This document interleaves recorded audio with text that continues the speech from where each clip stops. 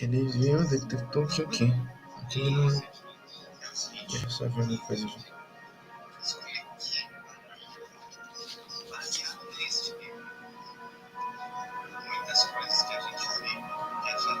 Vambora, deixa eu só calmar aqui os ânimos.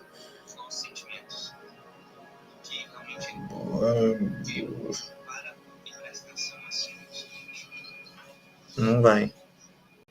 Porque já tem um ali. E já tem outro ali. Então ele não tá contando isso daqui. Ok. Boa. Aperta F5, dá uma atualizada aqui. Deixa eu só atualizar.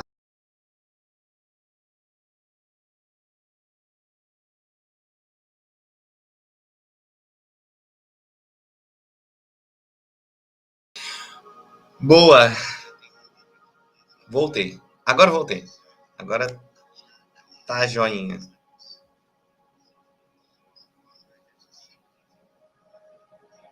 Tá joinha. É o seguinte, então, baseado nesse livro, Jesus é o maior psicólogo que já existiu. Eu descobri algumas coisas aqui que me fez parar e pensar e analisar que simplesmente, às vezes, o fato da gente ter dificuldade de conversar com as pessoas tem mais a ver com a gente do que com a pessoa em si. E a frequência que a gente conversa com as pessoas, a gente acaba compreendendo o tipo de conversa e o tipo de pessoa e para onde ela pode te levar ou não. E aqui fala que Freud, no entanto, considerava que a religião é uma muleta que as pessoas usam para lidar com os seus sentimentos de desemparo.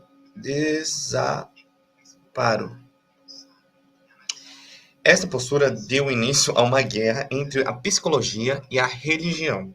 Então, a guerra entre a psicologia e a religião foi por causa desse despreparo da comunicação. E alguns psicólogos encaram a religião como um culto que limita o potencial humano. E pela mesma razão, algumas pessoas religiosas olham a psicologia com preconceito. Mas descobrir que a animosidade existe em ambos os lados desse conflito tem origem no medo, porque a dificuldade de entendimento. Então, a dificuldade do entendimento faz criar barreiras entre a religião e a ciência, segundo o livro. Mas esse livro é bom porque fala sobre a psicologia. Jesus é o maior psicólogo que já existiu. E a gente vai ver que é necessário que as pessoas parem durante algum tempo de se sentir ameaçada para conseguir ouvir uma às outras e começar a atingir um entendimento mútuo. Então, o que ele quer simplesmente nos alertar que assim, a gente precisa parar e ouvir e entender a pessoa para a gente conseguir compreender e ter um entendimento mútuo. No livro também vai constar que é assim, vamos ler uma história aqui, que é entendendo como as pessoas pensam. Aqui está Marcos 4, 30, 34. Como quem comparemos o reino de Deus? Com que comparemos o reino de Deus e o que a parábola usaremos para descrevê-lo? Ele é como a semente de mostarda, que é a menor semente que plantamos no solo. Mas, no entanto, quando plantada, ela cresce e torna-se maior de todas as plantas do jardim, com ramos tão grandes que os pássaros do ar podem se abrigar à sua sombra. Com muitas parábolas como essa, Jesus anunciava aos seus seguidores a palavra conforme podia entender. Ele lhes falava nada a não ser em parábolas. Jesus sempre olhou aqui o livro e conversou com as pessoas por parábolas, porque ele conseguia fazer essa analogia daquilo que as pessoas podiam entender com aquilo que ele queria explicar. E mesmo falando em parábolas, tinha coisas que não dava para ser entendidas. Tanto é que, mais tarde, os apóstolos, os discípulos que estavam com ele, perguntavam sobre a parábola em si. Porque existem coisas que, mesmo que Jesus falava, que era para as pessoas ouvirem, mas não entenderem. E as parábolas também, elas significam muito mais para os reinantes que estavam com Jesus do que simplesmente histórias. Então vamos lá. Jesus sabia que quase tudo o que fazemos na vida baseia-se simplesmente na fé. A maior parte das pessoas tomam decisões inicialmente em razão do que sentimos e acreditamos. Só depois racionalizamos para justificar as nossas escolhas. Então, o que ele quer explicar aqui no livro? Que Jesus entendeu que as pessoas tomam as atitudes mais naquilo que sente e naquilo que acredita do que realmente no que elas raciocinam. Aí fala, Jesus usava as parábolas para nos obrigar a lidar com as nossas crenças e não com o nosso raciocínio lógico.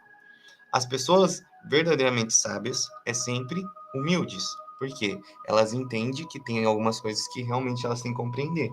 E elas têm que entender. E sendo assim, elas compreendem que elas têm que ser verdadeiramente humilde para compreender de fato qual é o real do sentido da palavra, qual é o real do sentido do contexto, qual é o real do sentido daquilo que você está ouvindo. Porque às vezes você está ouvindo alguma coisa que a pessoa tá falando aqui com a boca, só que o fato do comportamento dela tá dizendo outra coisa. Então, querendo ou não, às vezes a gente tem que prestar atenção nisso. Porque como a gente toma uma decisão mais no que aquilo que a gente acredita e naquilo que a gente sente, a gente pega os nossos sensores, são os olhos, os ouvidos, a boca, o nariz, o cheiro, o tato, para tentar interpretar e perceber aquilo que mostra o mundo real. E nem sempre os nossos sensores estão equalizados aí com o mundo real. Então vamos lá. Cara, tá muito frio aqui, velho. Pera aí, deixa eu só baixar esse trem que tá difícil. Meu Deus, coloquei aqui a temperatura em 19. Não dá.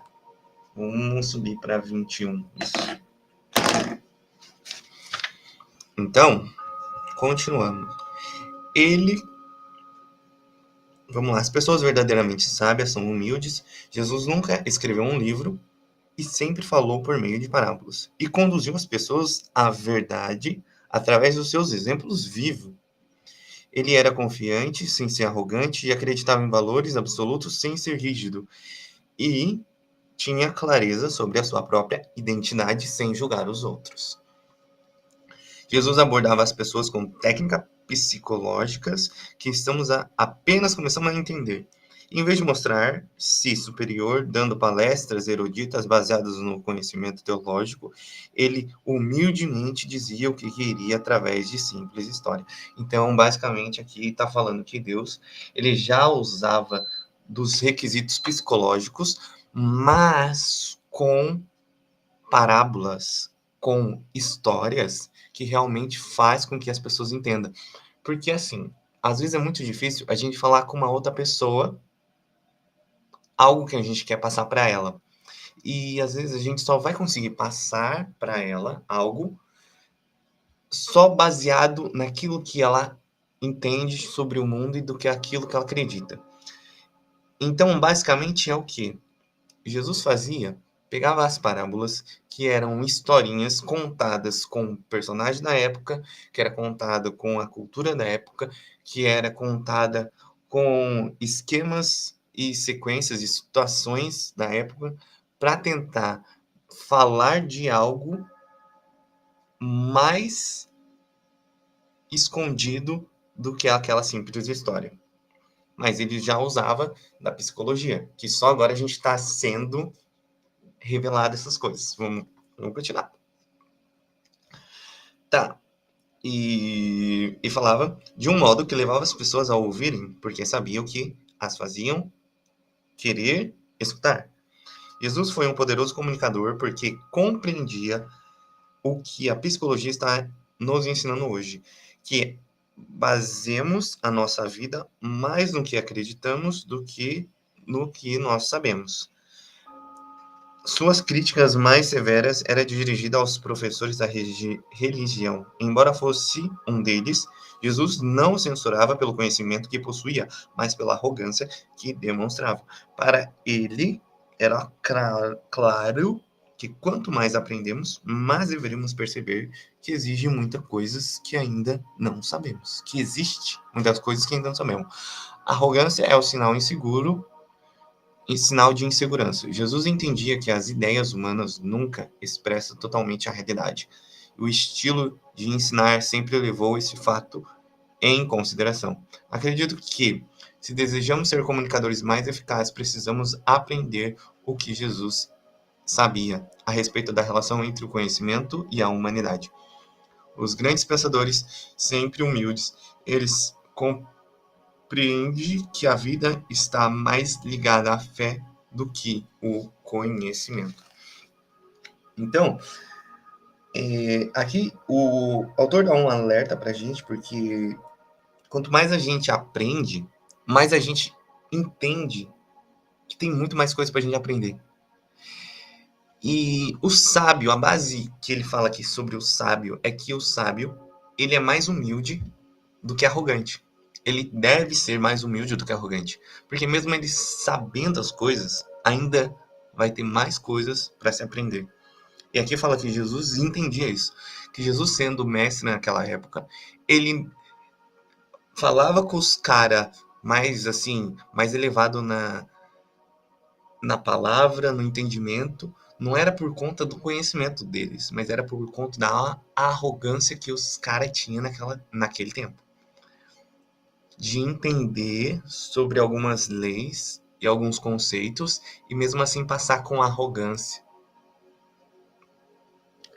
Então a gente vai agora, por que Jesus falava por meio de parábolas e não lhes falava nada a não ser em parábolas? Marcos 4:34. Vamos lá. Jesus compreendia a forma de pensar das pessoas. Ele foi um dos maiores professores da história porque sabia que cada pessoa só pode compreender as coisas a partir da sua perspectiva. Aqui a gente também compreende que cada um só pode entender a partir daquilo que compreende no mundo.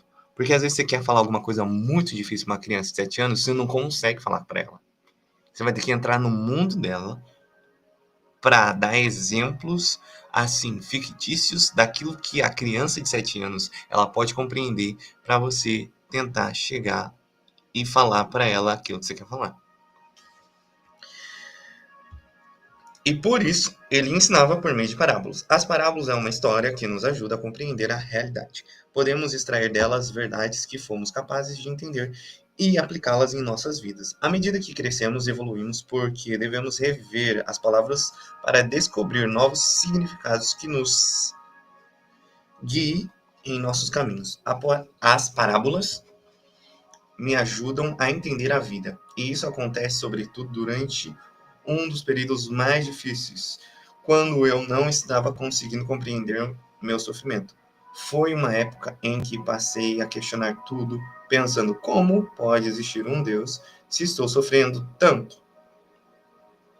Isso aqui é uma boa questão. Muita gente pergunta, cara, como que pode ter um Deus tão bom, tão assim grandioso e ainda ter tanto sofrimento no mundo? Alguém aí, dessas duas pessoas, consegue responder essa questão? Como pode ter um Deus tão bom, tão maravilhoso, e ainda assim ter a maldade no mundo? Como pode? Porque eu vou responder. Pode porque, ao mesmo tempo que Deus é bom, Deus também é justo, e Deus te dá o livre-arbítrio. Então, ao mesmo tempo que ele é bom, deu o livre-arbítrio, ele é justo, ele ainda permite a maldade por alguns motivos. Um dos primeiros é porque ele te dá o livre-arbítrio hoje. Ah, não, mas Satanás não tenho perdão. Claro, porque Satanás era um anjo. Então, tudo aquilo que Satanás faz e fez, ele faz na eternidade. Então, a partir do momento que ele não quis, ele se rebelou contra Deus, ele se rebela contra Deus na eternidade. Então, na eternidade, ele não pode mais voltar atrás. Dá para compreender isso? Ele sendo um anjo, fazendo o que ele está fazendo na eternidade. Então, querendo ou não, a palavra dele vale por toda a vida. Você falar um não, é um não toda a vida. Entendeu? Então, esse não dá para voltar atrás. Agora, nós, como seres humanos, temos o livre-arbítrio de falar um não hoje e amanhã reconhecer e falar um sim.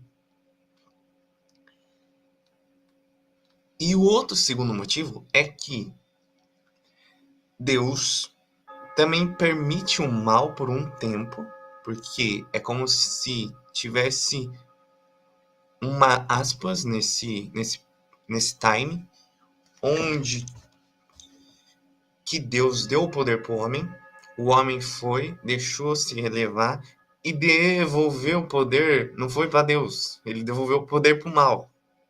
Ele deu poder para o mal agir. Então o mal sobrepôs a terra. Então, querendo ou não, está contaminado o mal na terra. E mesmo Deus já fazendo sacrifício, ele fez o sacrifício dele para os dias de hoje com abreviatura, porque o que Deus fez também foi para a eternidade. Tá fazendo sentido? Dá para compreender um pouco? Então, tudo isso acontece porque mesmo Deus sendo bom, acontece a maldade no mundo por conta desses motivos. Deu para compreender? Escreve aí nos comentários se deu para compreender. Eu vou ler os comentários aqui, ó. Tô lendo os comentários aqui. Deixa aí nos comentários. Tô vendo aqui, porque aqui no computador não tá dando. Mas vamos lá. Bora pra leitura. E foi uma época em que passei a questionar tudo e todos estando lá. Nessa ocasião, fui à casa de meu irmão para que me queixar da minha situação. Tim é geólogo e passava a maior parte do tempo ao ar livre. Ele não costumava falar muito mais. Quando o faz, geralmente diz coisas muito proveitosas, mas é assim mesmo. Muitas vezes aquelas pessoas que não falam nada, quando elas falam também é umas coisas assim que a gente fica pra se pensar, caraca, mas não é que... Ou, será? É uma coisa para se pensar. Não tô falando de todos, mas muitos daqueles que não falam muito, quando falam, é realmente para fazer a gente pensar. Ok, vamos lá. Sempre o considerei um homem humilde, no melhor sentido da palavra. Eu estava sentado na cozinha da casa dele, com um ar deprimido e sentindo-me sem esperança. Quando meu irmão disse: Sabe, Mike, recentemente, quando eu estava fazendo uma pesquisa geológica, notei uma coisa interessante a respeito de uma maneira como que o mundo é feito. Nossa equipe escalou a montanha mais alta da região e a vista nos deixou emocionados. A experiência no alto da montanha são magníficas. No entanto, nessa altitude, as árvores não conseguem sobreviver. No topo da montanha, nada cresce. Mas quando olhamos para baixo, notamos uma coisa interessante. Todo o crescimento está no vale. A parábola de Tim me ensinou uma verdade essencial. O sofrimento nos causa dor, mas também nos faz crescer. Nunca esqueci o que Tim disse naquele dia. As palavras dele não eliminaram a minha dor, mas, de certa maneira, tornaram mais toleráveis. A parábola não altera os fatos da nossa vida. Ela nos ajuda a olhar as outras a outra maneira. Era o que Jesus pretendia contar as parábolas. Só podemos entender as coisas a partir da nossa própria perspectiva. Ok, então ele disse que o irmão dele, quando ele foi falar com o irmão dele, tava se sentindo assim triste. O irmão dele olhou para ele e falou isso. Falou: "Nossa, você percebeu que quando eu tava subindo as montanhas, as árvores lá embaixo não crescem. A vista é bonita, top, mas as árvores lá em cima elas não crescem. Mas ela só cresce no vale. E mesmo que não tirasse a dor, igual que ele falou aqui, ajudou ele a pensar. mesmo que ele esteja passando por uma dor, um sofrimento, é a mesma coisa que eu falo para você hoje. Eu não sei qual que é a sua dor, não sei qual que é o seu sofrimento, não sei qual que é a sua dor, qual que é o seu sofrimento, mas tem uma visão diferente da sua dor e do seu sofrimento. Tem uma visão de crescimento. Tem uma visão de vou aprender o quê com essa situação. Tem uma visão de prestar atenção mais naquilo que realmente você deveria prestar atenção.